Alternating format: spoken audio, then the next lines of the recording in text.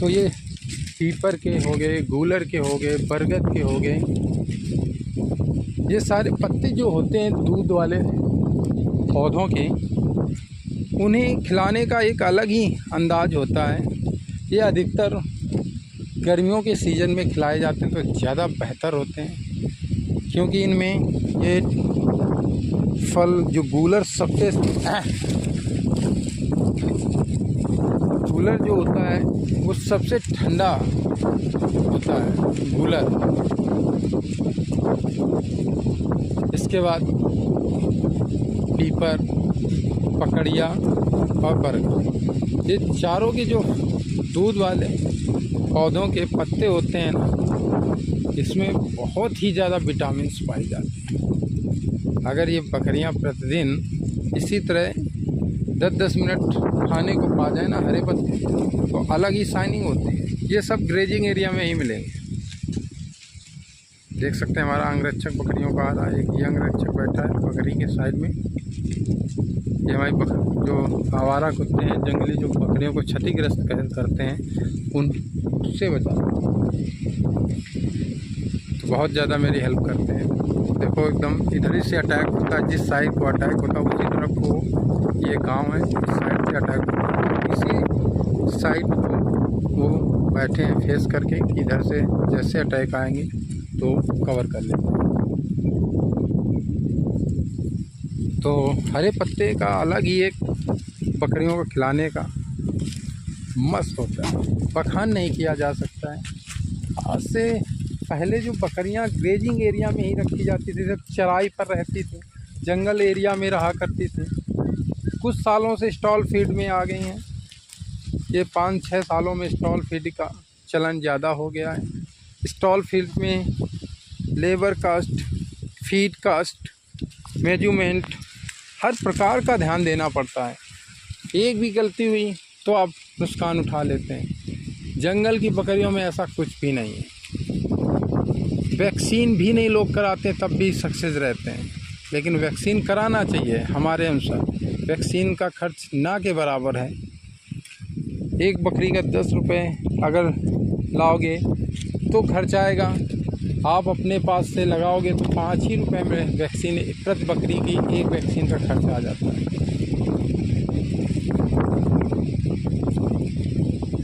अगर डॉक्टर से लगवाओगे तो 10 रुपये खर्चा आ जाता है।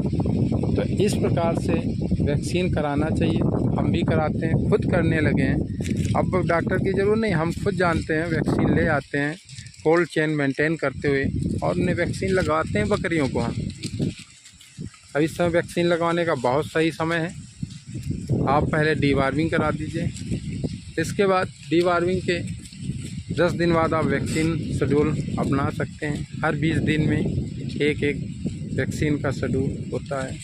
ईटी जो होती है, ईटी प्लस टीटी, उसका डबल डोज बूस्टर भी लगता है, तो आप वो लगवाएं, बूस्टर सही लगवा लें। घातक बीमारी है, क्योंकि आने वाली समय पर इस समय बरसात आएगी, जो ग्रेजिंग एरिया में होंगे, फीड परिवर्तन होगा, ग्रेजिंग एरिया में नई नई पत्तियां आएंगी, नए नए पौधे में नई नई ज़मीन से घास जमेगी, जिसमें मिट्टी होगी बरसात के बाद, तो ईटी का बहुत ज़्यादा खतरा वहाँ होता है। तो आप पहले ईटी का वैक्सीन सबसे पहले लगवाएं, इसके बाद पीपीआर का लगवाएं, फिर एफएमडी का लगवा लें।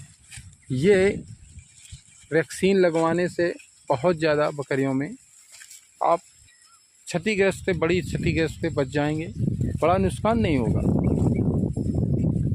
देख सकते हैं ग्रेजिंग एरिया में बच्चे पेड़ के ऊपर चढ़ते हैं, खेलते हैं, कूदते हैं।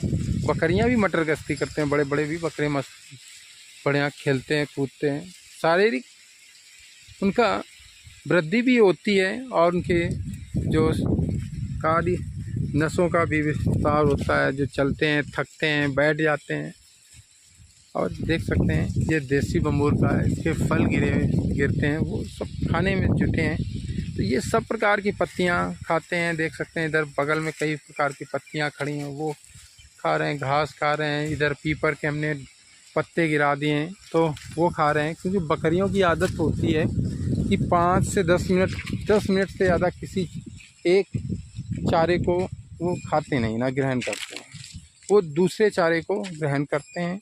इसके बाद फिर वो 5-10 मिनट दूर जाएंगे, फिर उस चारे पर वापस रिटर्न आएंगे, उसे ग्रहण करते हैं और खाते हैं। ये बकरियों की आदत होती है, वो ज़्यादा नहीं पसंद करती हैं एक चारे को ज़्यादा खाना, लेकिन पत्तियों पर देख सकते हैं हमारा गुज्जर, ये ब्रीडर है, इसका नाम गुज्जर है।